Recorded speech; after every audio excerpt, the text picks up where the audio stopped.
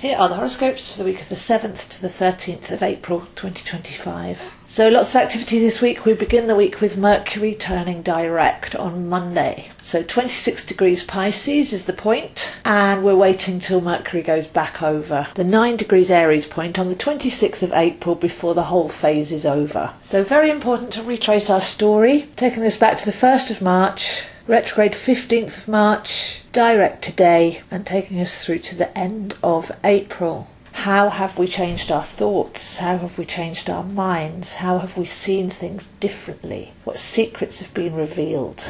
Pisces is revelation, pulling back of the veils, and even peering into our subconscious waters. So what's been your story with Mercury retrograde? Have you noticed how you communicate with yourself, your inner narrative, how you process thoughts? Have you broken down any blocks of habitual thinking from within the box and liberated yourself to see the bigger picture? Depending on where Pisces Aries is in your chart, you'll be able to go back and retrace what this story's been for you. But we should now start to see some of the benefits. So the post-shadow period from now to the 26th, we actually get the benefit of having gone in and made those changes and been gently honest with ourselves. Because obviously seeing something wrong or negative in a speak or whatever your story's been, if that carries on, it's going to be detrimental in the future. So the rewards come in when we stop those negative behaviours. We are able to see something in a more elevated way.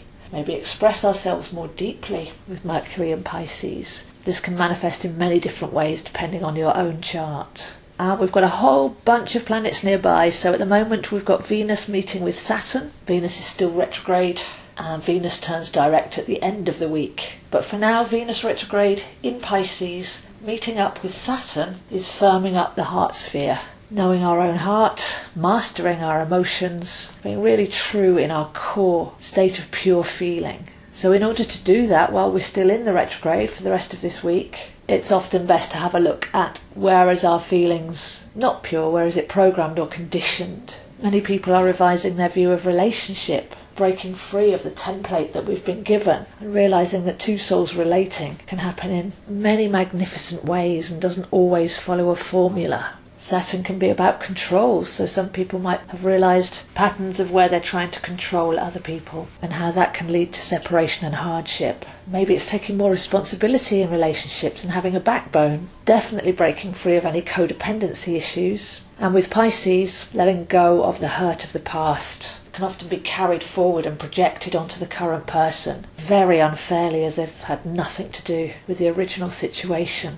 But pushing fears onto someone due to something that happened in the past that felt hurtful is irresponsible behaviour and inauthentic. So Saturn, although it's given a bad rep, actually brings in our backbone, our authenticity, our integrity, and makes us much stronger and more wholesome beings if we work with that energy. So that's probably the core focus for this week, really, because the Mercury retrograde is more of a reflective, retrospective, where we've been and how we've changed. But the Saturn-Venus will be really working strongly with us for all of the week, as by Sunday Venus turns direct, and then we'll be able to trace that story and see what we've learned at that point. So more on that next week. But for now, authenticity in our relationship to ourselves, to others, and clearing old behavioural patterns, emotional baggage and dependency will be the good work that can be done this week. We've got other helpers as well. Mentioned last week, we've got Mars making a trine, a harmonic aspect to all of this. So on Monday, Mars makes a trine with Saturn, and that can really fire up our independence, our personal, unique dynamism, and our ability to stand on our own 2 feet. Then by the end of the week, Mars makes a trine to Mercury. So bright ideas, new landscapes as we've cleared the way, powerful psychic experiences, powerful dreams, all sorts of possibilities there. So as you can see, lots of activity, lots of moving forwards and backwards, but mainly dealing with the mind and the heart space and becoming authentic and independent in both of those. And then that's both getting fired up with Mars as well, so that we've got a sense of passion and purpose going forwards. And on a sense of a bigger timeline, most of this energy will be clearing by the first week of May, as we'll then have Mercury, Venus and Neptune, all in Aries, coming out of these Piscean waters, only Saturn left there, and Saturn itself moves into Aries at the end of May. So just to give ourselves that sense of pacing and to be able to afford the time to go deep,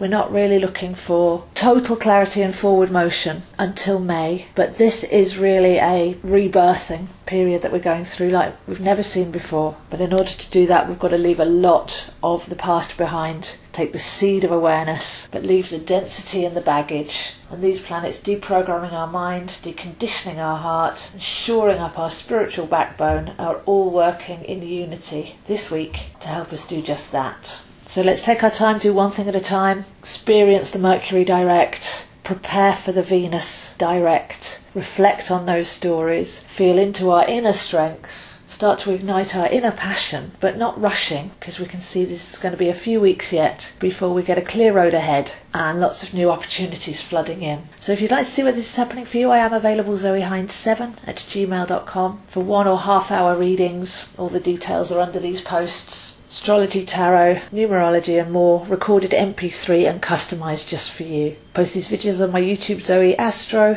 Instagram zoehind7 and Facebook Astro Zoe. So some final weeks of clearing, lots of exciting activity, lots of self-improvement and self-mastery and the opportunity for that, all in the skies this week, not to be missed because we're walking into very different territory in May. So maybe really relish this, relish the experience, value the learning curve, listen to your psychic, your intuition, and get as much as you can out of all this Pisces and deep water energy while we still have it. It's very healing. It's very spiritual and it's very magical too.